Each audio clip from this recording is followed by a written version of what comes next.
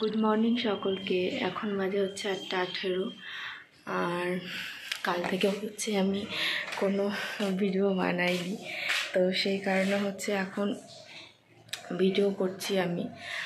আর কালকে হচ্ছে blood test ছিল, কিছু ব্লাড টেস্ট করাতে গেছিলাম, একটু সময় পাইনি কোনো ভিডিও বানানোর। একটা কথা বলি, আমি একটা ফিল্টার দিয়ে ভিডিও বানাতাম, আমি আর খুঁজে পাচ্ছি না ফিল্টারটা, তো আর একটা ফিল্টার এই যে ব্যবহার করছি। তো একটু আমার যেহেতু মানে খুব দামি ফোন না, তো ওই জন্য একটু ফিল্টার ব্যবহার করতে ভালো লাগে। খুব দামি ফোন হলে ফিল্টার লাগে না আর কি। তো কাল থেকে কোনো ভিডিও বানাতে পারিনি, তো আজকে কী দেবো মাথায় কাজ করছে না, তো ওই কারণে ভাবলাম একটু গল্প করি তোমাদের সাথে, আর বেশিক্ষণ করবো না, তো এটুকুই হচ্ছে। তো চলো উপরে গিয়ে কথা বলবো। বাইরের ওয়েদারটা দেখো, এই হচ্ছে বাইরের ওয়েদার। আর এখানে দেখো ওই কাজ হচ্ছে ওখানে, সব কিছু এখানে ফেলে রেখেছে। এখানটা রোদ কম নেই, বাট আমাদের এই সামনেটা দেখো কি হারে রোদ। এই যে এত পরিমাণ রোদ না এখানটায়, মানে বলার মতো না, মানে দাঁড়ানোই যাচ্ছে না এই জায়গাগুলো, যে সব রোদের রোদ। আর আমার ওই ফিল্টারটা চলে গেছে, একটু অন্যরকম লাগবে দেখতে, বাট কিছু করার নেই, আমি চেষ্টা করছি খুঁজে বার করার।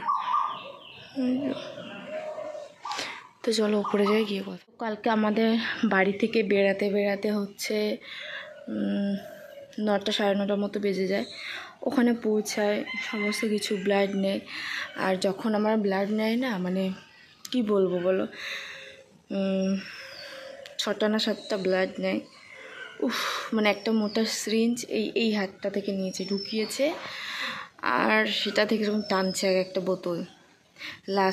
লাস্টে হচ্ছে ব্লাড আসছিল না আমার, তো একটুখানি নিয়ে বললো বাকি ঠিক আছে, এগুলো থেকে আমরা করে নেব। মানে আমার গায়ে এমনি ব্লাড নেই, তাতে তাতে আমার পিরিয়ড হয় না বলতে গেলেই চলে।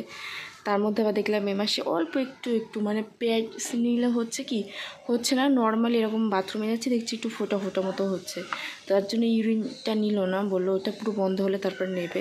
তো ইউরিনের জন্য বাড়িতে হচ্ছে এরকম একটা কৌটো মতো দিয়ে দিয়েছে ওটা।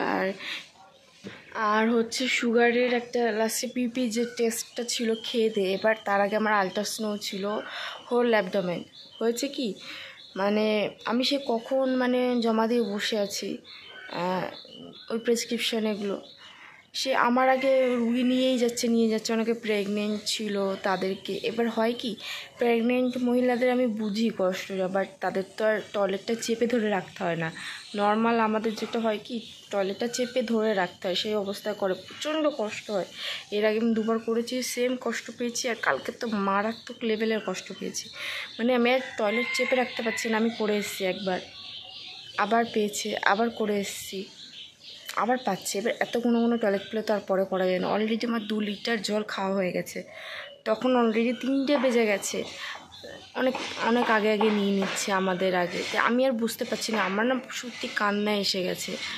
তো লাস্টে আমি আর পাচ্ছি না, দেন বলার পর বললো ঠিক আছে, উপরের পেটটা তো না খেয়ে মানে করতে হয়, আর নিচের পেটটা মানে হচ্ছে তল পেটটা খেয়ে দিয়ে করলে সমস্যা হয় না।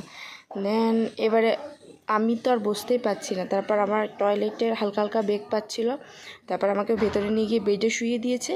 তো ডাক্তার আস্তে আস্তে আমার টয়লেটের চাপটা পেয়ে গেছে, দেন আর খেতে হয়নি, করিয়ে নিয়েছে। আর প্রচণ্ড কষ্ট হচ্ছে কালকে আমার। দেন আর ওই 4টে বেজে গেছে, আমি আর সুগারের ওইটা দিতে পারলাম না। তো বাড়ি থেকে হচ্ছে খেয়ে দিয়ে 2 ঘন্টার মধ্যে ওখানে চলে যাবো, যেহেতু কাছেই আমাদের এখানে। তো আর পিরিয়ডসটা অফ হলে মানে এরকম একে তো হয় না, আর এই 1 ফোঁটা 2 ফোঁটা এরকম মানে মারাত্মক অস্বস্তি করে এটা। তো এটা পুরোপুরি বন্ধ হলে তারপর ইউরিনটা নিয়ে, কৌটা দিয়ে দিয়েছি, ইউরিনটা নিয়ে আর ভাতটা খেয়ে ওই দেখি কদিন পর যাওয়া যায়। তারপর হচ্ছে আবার আর কালকের রিপোর্টগুলো হচ্ছে আজকে দিয়ে দেবে ওরা, হচ্ছে 24 ঘন্টা, তো 24 ঘন্টার মধ্যে ওরা দিয়ে দেয় রিপোর্টগুলো। তো আমরা হচ্ছে আর আনিনি, আজকে গিয়ে আনবে। আর বাকি যে পিপি আর ওই ইউরিনটা পরে আবার যবে যাব তারপর দিয়ে দেবে। তো তারপর আবার হচ্ছে কল্যাণীতে যেতে হবে, এমসে। আর এই গরমে এসির মধ্যে ছিলাম, এসির মধ্যে থাকার পর তো অতক্ষণ তো বসে থাকা যায় না, না এসি থাকলেই যে বসে থাকা যাবে এরকম কোনো মানে নেই, এত কষ্ট। আর জাস্ট একবার কল্পনা করো, মানুষ তাই অল্প জল খেতে হাঁপিয়ে ওঠে। আমি সে খালি পেটে অলরেডি আমার 2 লিটার জল খাওয়া হয়ে গেছে, 2 লিটারেরও বেশি। তো আর আমার ইচ্ছা হচ্ছে না জল খেতে, আমাকে আমার বমি বমি পাচ্ছিল জল খেতে, এত পরিমাণ কষ্ট। আর ব্লাড নিয়েছে, উফ আমি আর উঠতে পারছি না, আমার মাথাটা ঘুরাচ্ছে। তারপর ওখান থেকে বাইরে এসে হোটেল থেকে কোনো রকম খেয়ে খুবই ঘৃণা লেগেছে, এত নোংরা সব হোটেলগুলো, মানে বলার মতো না। তো ভীষণ পরিমাণে হোটেলগুলো নোংরা। তো কোনো রকম একটা পেয়েছি, মুরগির মাংস দিয়ে একটু খেয়েছিলাম, আর ইচ্ছে হচ্ছিল না। তো বাড়িতে যেহেতু আলু সিদ্ধ ভাত করে রেখে গেছিলো, আর কলা আলু ভাত, আমার তো কাঁচকলা খায় না, আমার পায়খানা শক্ত হয়ে যায় কারণে। তো কোনো রকম খেয়ে আমার কেমন ঘৃণা ঘৃণা লেগেছে খেতে, কারণ হোটেল প্রচণ্ড নোংরা হয়। খুব আমাদের এখানে খুব কমের ভাগ হোটেল আছে পরিষ্কার, সত্যি কথা। আর অত বিকেলে সবজি ভাত পাওয়া খুব মুশকিল, এরকম একটা ব্যাপার। তো এই বাড়ি এসে আবার পড়ানো ছিল, পড়ালাম। ওর আবার ছুটি নিচে, গরমের ছুটি কাজ থেকে। তো আর পুচকুর পরীক্ষা চলছে, ও মনে পরীক্ষা শেষ হয়ে গেলে ছুটি নেবে গরমে।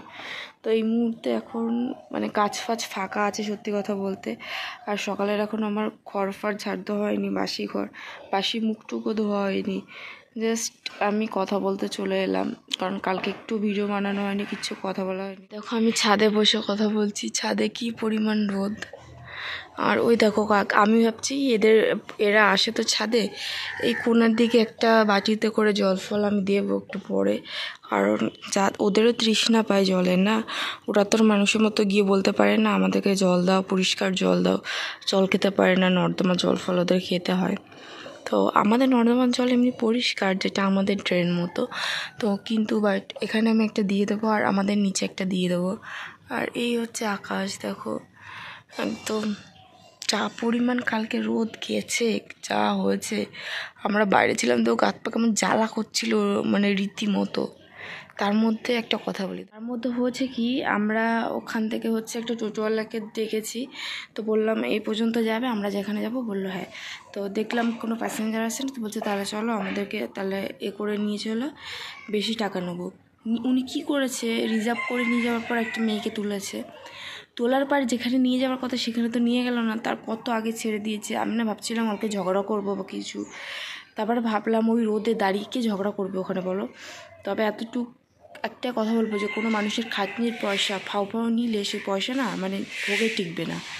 এখনও তো বলতে পারো অভিশাপ দিচ্ছ না, হয়তো পয়সাটা আমার না আমার বাবার, তারপরেও পয়সাটা কিন্তু রোজগার করতে অনেক কষ্ট হয়, পায়ের ঘাম মাথায় মাথার ঘাম পায়ে ফেলে রোজগার করতে হয়। তো এরকম ফাও লোকের থেকে হচ্ছে টাকা নেওয়া, তো মানে কি বলবো, আজকাল মানুষ এত পরিমাণ ফ্রড হয়ে গেছে না, মানে বিশ্বাস করা দেয় মানুষকে, যে মানে কাকে বিশ্বাস করে কোথায় যায়। আমি একটা কথা বলবো তোমাদেরকে, আমার মতো এরকম তোমরা ছাড়বে না। তোমরা এরকম মানুষ পেলে না মানে ইচ্ছা মতো শিক্ষা দেবে তাদেরকে, এমন শিক্ষা দেবে যাতে আর 5টা মানুষের সাথে এরকম না করে। হয়তো আমাদের টাকা ছিল বলে আমরা চলে আসি, কিন্তু ওখানে যদি কোনো গরিব মানুষ থাকতো তাদের কি হতো। জাস্ট এই গরম ছিল, আমার মাথা ঘুরছিল বলে আমি কিছু বললাম না, আমি আর আমার মা। নাহলে নর্মাল সময় হলে না আচ্ছা মতো লোকটাকে যা করতাম, মানে লোক জড়ো করে আমি পিটানি খাওয়াতাম লোকটাকে, টাকা তো দিতামই না। তো তোমাদের সাথে এরকম করলে না একদম ছাড়বে না, এদেরকে না যত ছাড় দেবে না এরা না তত পেয়ে বসবে মানুষের সাথে এরকম অসভ্যতামি করার জন্য। তো একটাই কথা বলবো, যে কোনোদিনও কারোর কষ্টের টাকা নিয়ে তো ভাবলে ইচ্ছা মতো করবো, ভোগে হয় না সে টাকা। তো চলো বাদ দাও, আজকের ভিডিওটি এই পর্যন্ত, বেশি বক বক করলাম না।